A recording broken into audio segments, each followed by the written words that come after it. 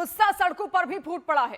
देश भर के हजारों शहरों में नो किंग्स के नाम से बड़े पैमाने पर प्रदर्शन हो रहे हैं। लोग ट्रंप की ईरान युद्ध और सरकार के फैसलों के खिलाफ खुलकर विरोध कर रहे हैं। इन प्रदर्शनों में ट्रंप को तानाशाह ट्रंप तक कह डाला गया। और आप देखिए किस तरीके से वहां से जो तस्वीरें सामने आई वो आपके सामने यहां पर रख रहे हैं। आयोजकों के अनुसार सभी 50 राज्यों में 3200 से अधिक विरोध प्रदर्शन की योजना यहां पर बनाई गई है। तो कई सारे लोग सड़कों पर उतरे और लगातार लंबे वक्त से ट्रंप की नीतियों के खिलाफ यहां पर लोगों के मन में गुस्सा फूटा पड़ा हुआ था। और अब आप देखिए किस तरीके से विरोध भी यहां पर होता हुआ दिख रहा है, क्योंकि इस युद्ध में न केवल ईरान को नुकसान हुआ बल्कि अमेरिका के भी कई सैनिक मारे गए। और देखिए यमन ने इजरायल पर तीसरा हमला भी कर दिया है, जहां पर 24 घंटे में हूथी का इजरायल पर एक तीसरा हमला निकलकर सामने आया। यमन की ओर से ड्रोन और मिसाइल हमला किया गया है। यमन ने देखिए इजरायल पर यह हमला किया। 24 घंटे में ही हूथियों की भी यहां पर बाजी पलटती हुई दिखी है। आप देखिए किस तरीके से अब युद्ध के मुहाने पर हूथी भी यहां पर उतर आ चुके हैं। हूथी के हमले और ज्यादा तेज होते हुए दिखाई दे रहे हैं। हिजबुल्लाह की तरह हूथी एक ऐसा संगठन है जो यमन से ऑपरेट करता है। यमन में आपको याद होगा लाल सागर वहीं से गुजरता है और उसी के बॉर्डर पर हूथी लगातार कई बार ऐसी कई खबरें इससे पहले भी युद्ध से पहले आपने सुनी होंगी किस तरीके से लाल सागर से आने जाने वाले जहाजों में लूटपाट उनकी ओर से की जाती है और उनको रोका जाता है। और अब आप देखिए कैसे इजरायल पर यह हमले अब हूथियों की ओर से कर दिए गए। तो देखिए यमन से इजरायल पर दूसरा हमला। हूथी ने ड्रोन और मिसाइल का इस्तेमाल इसमें किया है, जहां पर दक्षिणी इजरायल पर हूथी ने यह हमला कर दिया। हूथी विद्रोहियों ने हमले जारी रखने का दावा भी किया है। इससे पहले इजरायल ये कह रहा था कि एक रास्ता हम ऐसा बनाते हैं जिससे जितने भी अरब कंट्रीज हैं वो आसानी से लाल सागर से होते हुए अपना जो तेल है वो उन तक दे पाए, इजरायल तक पहुंचा पाए। लेकिन सबसे बड़ा संकट यही था, उस वक्त भी चुनौती यही थी कि आखिर हूथी से किस तरीके से निपटना है।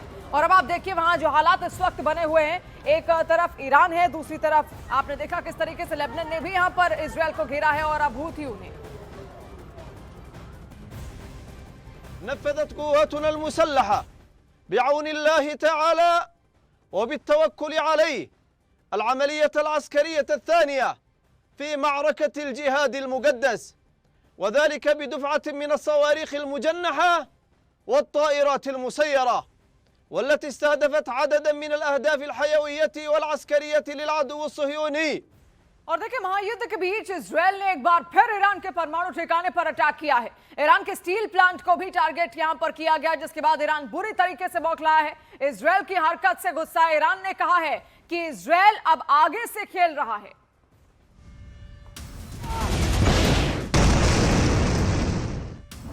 ईरान के परमाणु ठिकानों पर फिर टारगेट। यज़्द में यूरेनियम प्रोसेसिंग प्लांट पर अटैक। ईरान बोला आग से खेल रहा है इजरायल। जिस परमाणु को लेकर पश्चिम एशिया युद्ध की आग में धधक रहा है, जिस परमाणु को लेकर पिछले 1 महीने से जंग जारी है, एक बार फिर इजरायल ने उसी पर टारगेट किया है। इस बार इजरायल ने ईरान के यज़्द में यूरेनियम प्रोसेसिंग प्लांट को निशाना बनाया है। इजरायली सेना के मुताबिक हमले में उस फैसिलिटी को निशाना बनाया गया जहां यूरेनियम एनरिचमेंट के लिए जरूरी प्रोसेसिंग होती है। ईरानी मीडिया ने भी यूरेनियम प्रोसेसिंग प्लांट पर हमले की पुष्टि कर दी है, जिसके बाद ईरान बुरी तरह से भड़क गया है। ईरान के विदेश मंत्री अब्बास अरागची ने चेतावनी दी है कि इन हमलों के लिए इजरायल को भारी कीमत चुकानी पड़ेगी। उन्होंने बताया कि खोंडाव हैवी वाटर फैसिलिटी और अर्दाकन एलोकैक प्रोडक्शन प्लांट पर भी हमले किए गए हैं, जो ईरान के परमाणु कार्यक्रम के लिए बेहद महत्वपूर्ण है। ईरान में हुए यूरेनियम प्लांट पर हमले को लेकर आईएईए ने कहा है कि इस हमले के बाद आसपास के इलाकों में रेडिएशन का खतरा बढ़ जाएगा। एजेंसी ने कहा है कि वो इस घटना की जांच कर रही है और हालात पर लगातार नजर बनाए हुए हैं।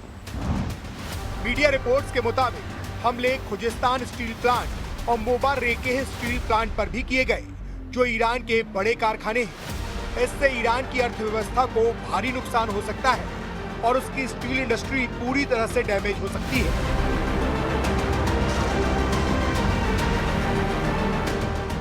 इजरायल के हमले से बौखलाए ईरान ने इजरायल के साथ साथ खाड़ी देशों को भी खुली धमकी दी है।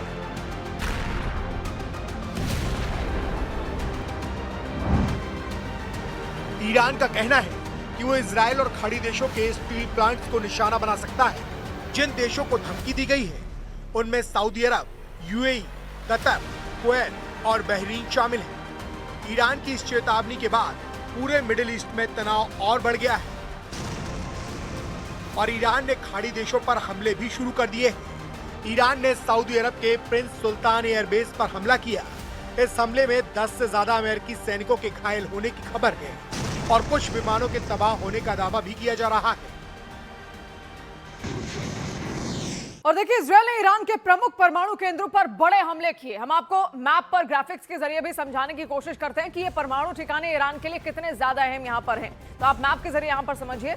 अब आप देखिए, ये पूरा ईरान का नक्शा आप यहाँ पर देख रहे हैं। बुशर देखिए, यहाँ पर एक न्यूक्लियर प्लांट है जो कि आप इसको कह सकते हैं पश्चिमी इलाका है ये ईरान का। यहाँ पर ये न्यूक्लियर प्लांट है। इसके अलावा अराक, वहां पे खोंडाब हैवी वाटर कॉम्प्लेक्स यहाँ पर बना हुआ है, इसको भी टारगेट किया गया। अब आप यहाँ पर देखिए यज़्द जो कि बीच में है, एकदम सेंट्रल ईरान में है। यहाँ पर अर्दकान ये लोग के एक उत्पादन संयंत्र मौजूद है। ये ऐसे ठिकाने हैं जिनकी जो सीमा है इजरायल से काफी करीब लगती है, क्योंकि उस छोर में देखिए, उस छोर में इजरायल है और यहां से हमला करना बेहद आसान है। और इसीलिए सबसे ज्यादा नुकसान ईरान कहां पर देख रहा है? आप देखिए, जो पश्चिमी इलाका है उसका सबसे ज्यादा नुकसान। इसके अलावा जो उत्तरी इलाका है वहां पर भी टारगेट लगातार हो रहे हैं और इसीलिए इस इलाके को बचाना बहुत ज्यादा जरूरी है ईरान के लिए, क्योंकि यहाँ पर उसके कई सारे संयंत्र है। आपने देखा हैवी वाटर कॉम्प्लेक्स यहाँ पर मौजूद है। इसके अलावा न्यूक्लियर प्लांट भी यहाँ पर मौजूद है और इसी को बार बार टारगेट किया जा रहा है। और इसी के साथ ईरान की संसद के एक सदस्य ने देखिए परमाणु अप्रसार संधि यानी कि एनपीटी के तेहरान के हटने का आह्वान भी करने वाला एक विधेयक पेश करने की घोषणा की है। सोशल मीडिया पर इसको लेकर एक पोस्ट भी है। इस पोस्ट में मालिक शरियाती ने कहा है कि प्रस्ताव को कानूनी मामलों में संसदीय उप प्रतिनिधि के पास भेज दिया गया। दरअसल अमेरिका और इजरायल के बुशर समेत ईरानी परमाणु सुविधाओं पर लगातार हमले जारी रखने की वजह से एनपीटी से ईरान के हटने की मांग और ज्यादा तेज हो गई है। शरियाती ने आगे ये भी कहा कि वो उस ईरानी कानून को रद्द करने की भी वकालत कर रहे हैं जो 2015 के परमाणु समझौते का ढांचा प्रदान करता है, जिसे अमेरिकी राष्ट्रपति डोनाल्ड ट्रंप ने अपने पहले कार्यकाल के दौरान छोड़ दिया था।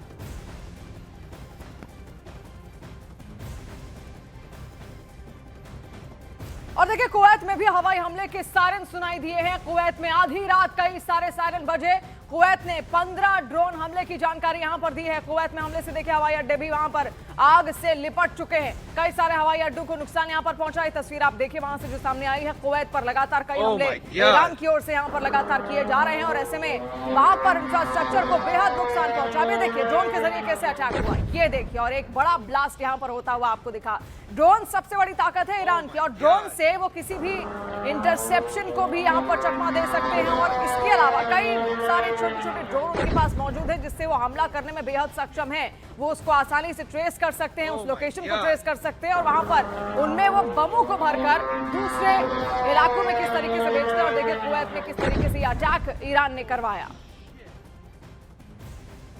Oh my God.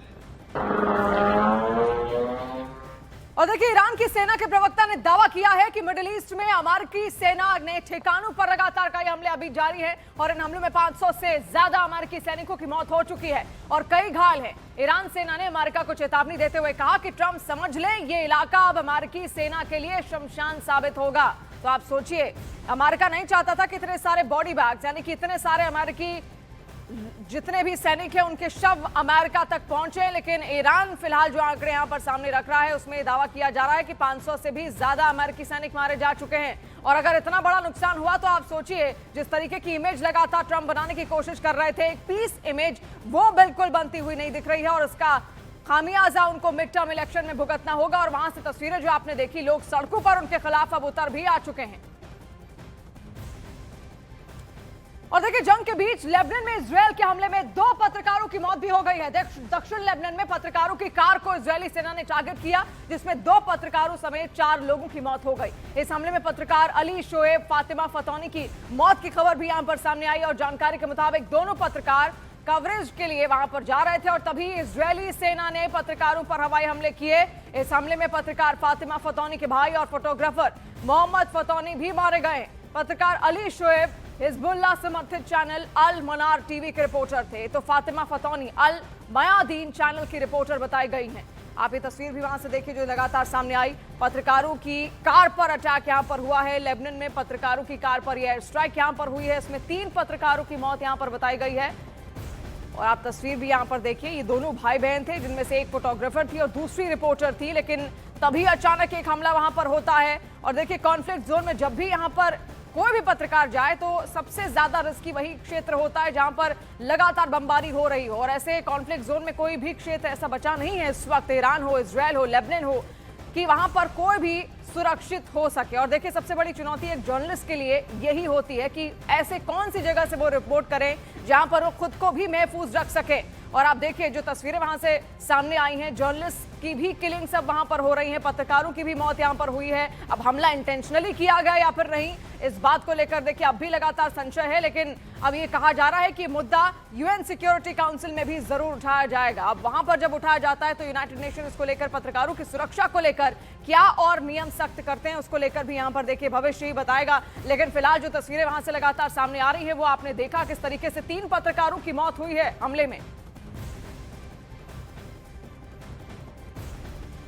और देखिए इजराइल के हमले में मौत से कुछ घंटे पहले ही फातिमा फतौनी ने आखिरी रिपोर्ट दी थी। फातिमा फतौनी ने एक्स पर एक पोस्ट भी किया था जिसमें वो लेबनान के अल तैयबा इलाके में मौजूद थी। ये पोस्ट आप उनका देखिए, ये आखिरी पोस्ट है। अल तैयबा इलाके में उस वक्त मौजूद थी, वहां से रिपोर्टिंग कर रही थी और तभी अचानक से हमला उन पर यहां पर होता है। मौत से कुछ देर पहले की जो रिपोर्टिंग डिटेल्स थी बकायदा उन्होंने एक पोस्ट कर यहां पर साझा भी की हैं।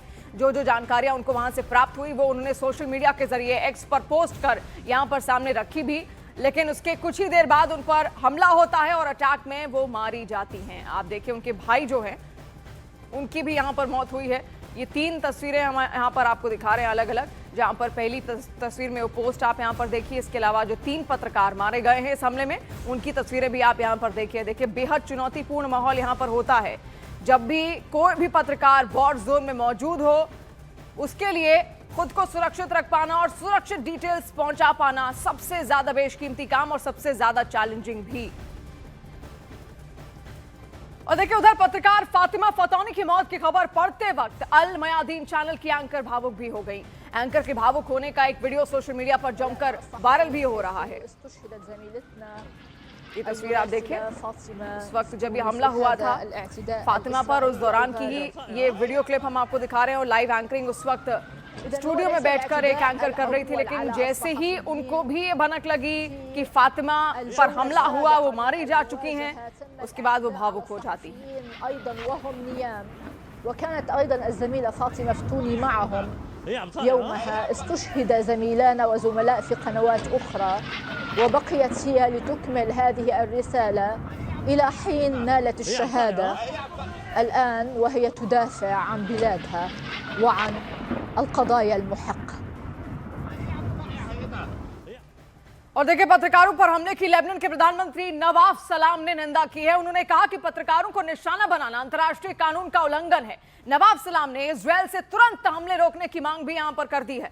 तो कई हमले अब तक हो चुके हैं, कई रिहायशी इलाकों को टारगेट किया जा रहा है जहां पर आम लोग रह रहे हैं। और अब आप देखिए पत्रकारों को भी यहां पर क्या जानबूझकर टारगेट किया गया, सबसे बड़ा सवाल तो यही है। देखिए ये जहां पर ये अटैक हुआ वो भी आप समझिए लेबनान का इलाका है, लेबनान का दक्षिणी इलाका। अब लेबनान का जो दक्षिणी इलाका है वो उत्तरी इलाके से लगता है जो कि इजराइल में मौजूद है और वहीं से ये फायर किया गया। जब हमला हुआ उस वक्त एक पत्रकार, हिजबुल्लाह की जो पत्रकार बताई जा रही है, हिजबुल्लाह का ही एक टीवी चैनल है, उसकी वो पत्रकार फातिमा बताई जा रही है, वो रिपोर्टिंग कर रही थी। लेकिन तभी अचानक से उन पर अटैक होता है और इसीलिए अब लेबनान के पीएम ने इसकी निंदा भी की है।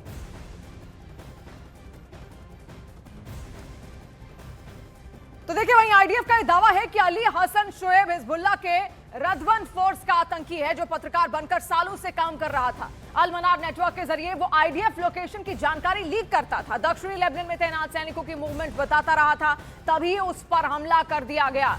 आप देखिए किस तरीके से पूरा अटैक यहां पर हुआ है। पत्रकार अली हसन शोएब को यहां पर हिजबुल्लाह आतंकी तक बताया गया है। पत्रकारों की मौत पर आईडीएफ का यह बड़ा दावा यहां पर निकलकर सामने आया, क्योंकि अब हर कोई ये कह रहा है कि आखिर ये हमला इजराइल की ओर से क्यों किया गया, वो भी पत्रकारों पर। तो अब इजरायल ये दावा कर रहा है कि जो पत्रकार यहां पर पत्रकारिता कर रहा था वो एक आतंकी था और इसीलिए उसको यहां पर मार गिराया गया। पत्रकार अली हसन शोएब को हिजबुल्लाह आतंकी यहां पर बताया गया और इससे पहले जो डिटेल्स वहां से सामने आ भी रही थी उसमें यही कहा जा रहा था कि हिजबुल्लाह के एक टीवी चैनल के लिए पत्रकार यहां पर काम कर रहे थे। लेकिन देखिए अब इसको लेकर हो सकता है आगे अगर ये बात ईरान कह रहा है कि वो आगे तक ले जाएगा, यूनाइटेड नेशंस तक ले जाएगा, तो हो सकता है इस पर पूरी जांच भी यहां पर हो सके। और देखिए पश्चिम एशिया में जमीनी जंग की तैयारी में अमेरिका इस वक्त लगातार दिख रहा है, जहां पर 3500 अमेरिकी सैनिक पहुंच चुके हैं पश्चिम एशिया और कई हफ्तों तक चलने वाले ग्राउंड ऑपरेशन की तैयारी वहां पर शुरू हो चुकी है। ईरान को ट्रंप की चेतावनी के बाद यूएस आर्मी की तैयारी यहां पर देखने को मिल रही है। आप देखिए 3500 सैनिक यहां पर तैनात कर दिए गए हैं। कई हफ्तों तक चलने वाले ग्राउंड ऑपरेशन की पूरी तैयारी यहां पर की जा रही है और ईरान को ट्रंप की चेतावनी के बाद यूएस आर्मी ने ये तैयारियां शुरू की हैं।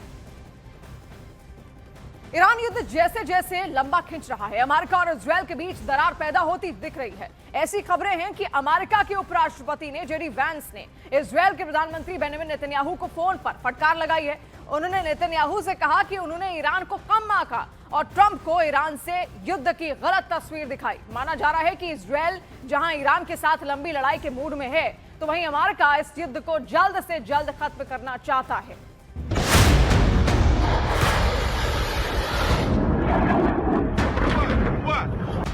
ईरान पर प्रहार या इंतजार।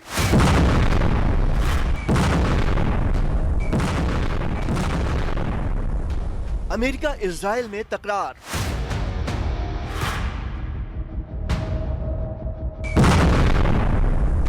महायुद्ध पर अमेरिका इजरायल रिश्तों में दरार।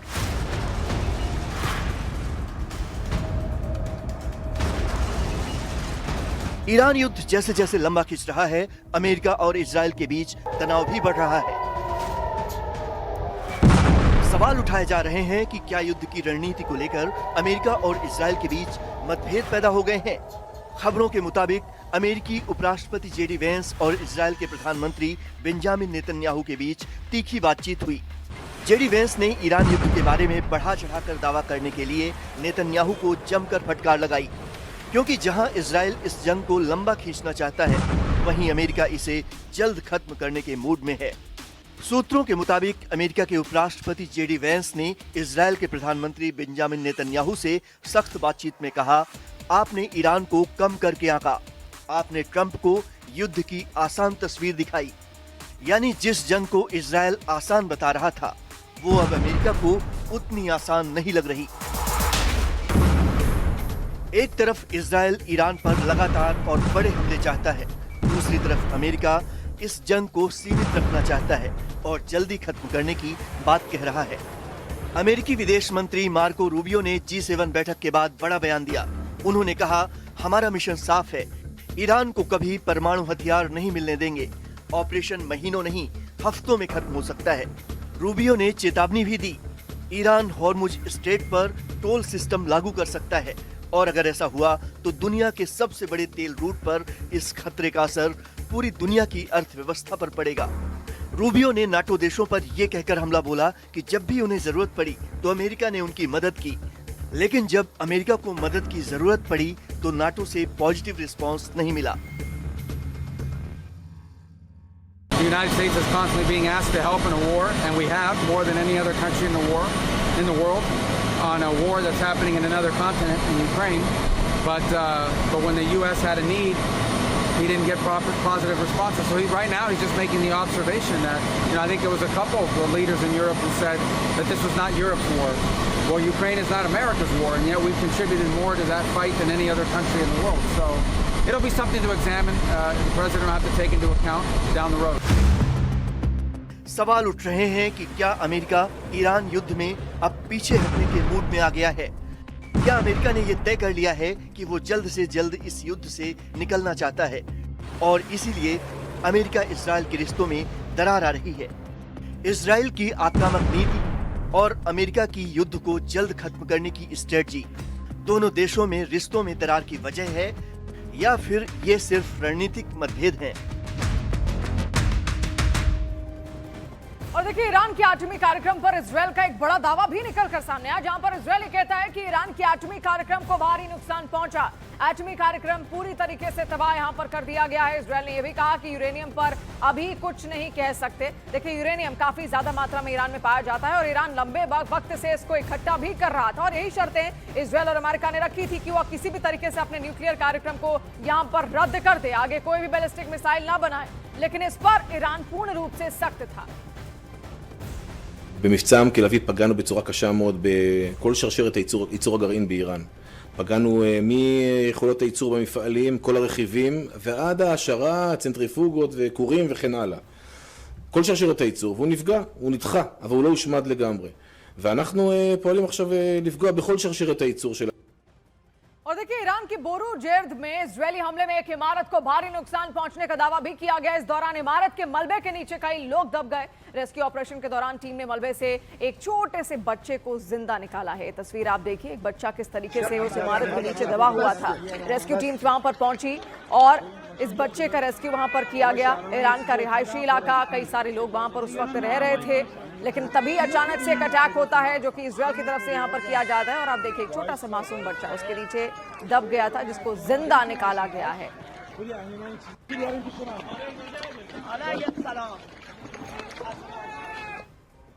और देखिए जंग के 30वें दिन ईरानी राष्ट्रपति मसूद पेज़ेशकियान ने खाड़ी देशों की चेतावनी दी कि वो तेहरान के खिलाफ युद्ध छेड़ने में अमेरिका और इजरायल का साथ ना दें।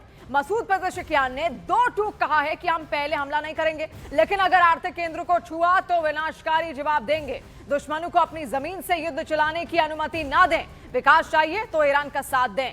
तो देखिए ईरान की ये सीधी सीधी धमकी उन तमाम देशों को जो लगातार अमेरिका का साथ दे रहे हैं, इजरायल का साथ देते आए हैं और ऐसे कई सारे अरब देश हैं जिन्होंने अपनी धरती का इस्तेमाल एक तरीके से अमेरिका को यहां पर करने दिया है। अपने एयर बेसेस वहां पर जिस तरीके से अमेरिका ने बनाए और उन्हीं के जरिए ऑपरेट करके ईरान पर यह हमले यहां पर किए गए थे। तो कई सारे सवाल उठ रहे हैं। सबसे पहला सवाल तो यही कि महायुद्ध क्या अब और ज्यादा भीषण होने वाला है। ये सवाल इसलिए क्योंकि ऐसी खबरें हैं कि अमेरिका ईरान में ग्राउंड ऑपरेशन चलाने की तैयारी कर रहा है। अमेरिका ने ईरान में 10,000 अतिरिक्त सैनिकों को उतारने का प्लान जी तैयार किया, जिसके तहत ईरान में ग्राउंड ऑपरेशन चलाया जाएगा। दूसरी तरफ ईरान ने भी अमेरिका को जवाब देने के लिए 10 लाख लड़ाकों की फौज तैयार कर ली है।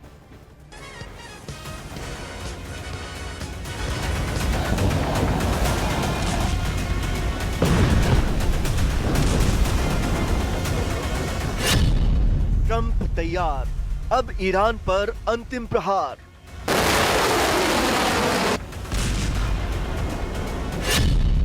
युद्ध का नया चरण, अब जमीन पर रण।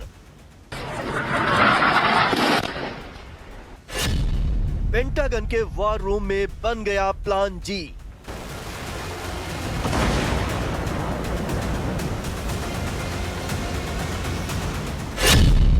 ईरान की धरती पर अमेरिका के 10,000 सैनिक। एक तरफ अमेरिका और ईरान के बीच युद्ध खत्म करने की बातें चल रही हैं। ट्रंप ने अगले 10 दिनों यानी 6 अप्रैल तक के लिए ईरान पर हमले रोकने का ऐलान किया है।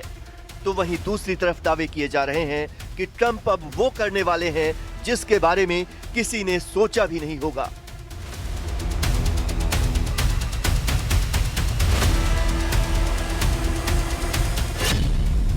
अमेरिका ईरान के खिलाफ किसी भी वक्त बड़ी जमीनी कार्रवाई कर सकता है। द वॉल स्ट्रीट जर्नल की रिपोर्ट के मुताबिक ईरान में अमेरिका 10,000 अतिरिक्त सैनिक भेजने की तैयारी कर रहा है। ये तैनाती पहले से मौजूद सैन्य बलों से अलग होगी।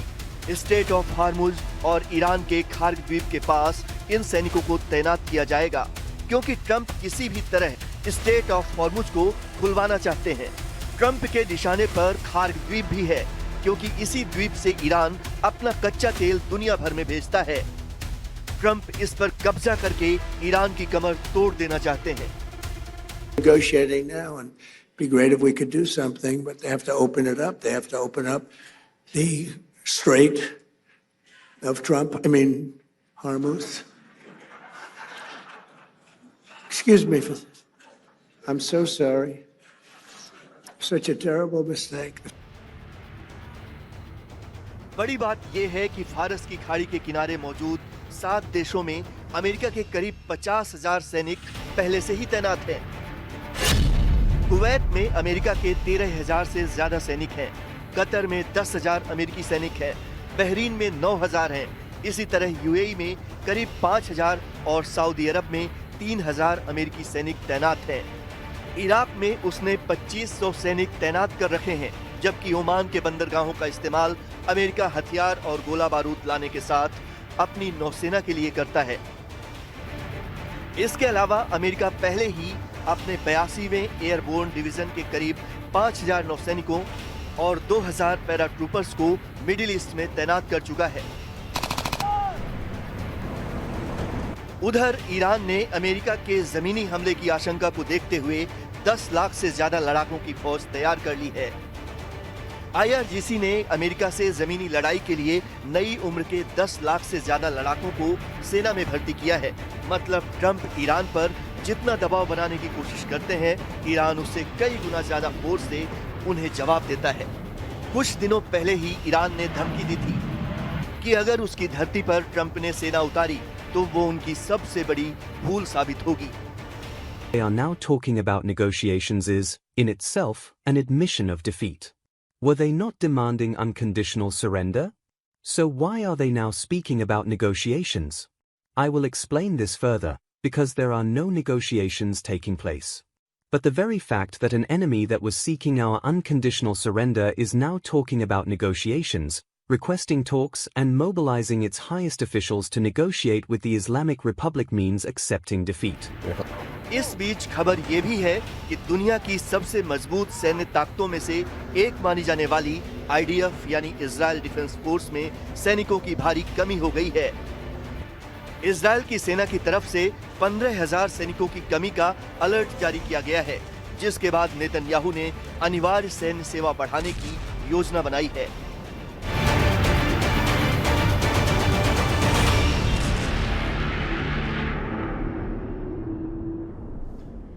और देखिए, ईरानी संस्थाओं पर हमले के बाद ईरानी सेना ने अपने क्षेत्र में इजरायली और अमेरिकी विश्वविद्यालयों को निशाना बनाने की धमकी भी यहां पर दी है। तो ये बड़ी खबर इस वक्त हम आपको बता दें, अब विश्वविद्यालयों और स्कूलों को भी टारगेट करने की धमकी यहां पर दी जा रही है। आप देखिए, ईरानी संस्थानों पर यूएस हमले की यहां पर धमकी, ईरान की यूएस यूनिवर्सिटी पर हमले की धमकी दी गई है। और ऐसे में देखिए, कुछ भी बड़ा यहां पर कर सकता है ईरान। ये आप जानते हैं, ईरान की यूएस यूनिवर्सिटी को अटैक करने की धमकी है। और अमेरिका में जिस तरीके के हालात है, लगातार अब लोग सड़कों पर ट्रंप के खिलाफ ही उतर रहे हैं। ऐसे में किस तरीके से स्थिति को संभालेंगे ट्रंप, ये भी बहुत बड़ा सवाल है। और देखिए, ईरान ने एक बार फिर इजरायल में तबाही मचाई। ईरान ने इजरायल में अमेरिकी ठिकानों पर जबरदस्त अटैक किया है और दावा किया जा रहा है कि ऑपरेशन ट्रू प्रॉमिस के तहत ईरान ने एक बार फिर ड्रोन और मिसाइल से हमला यहां पर किया है।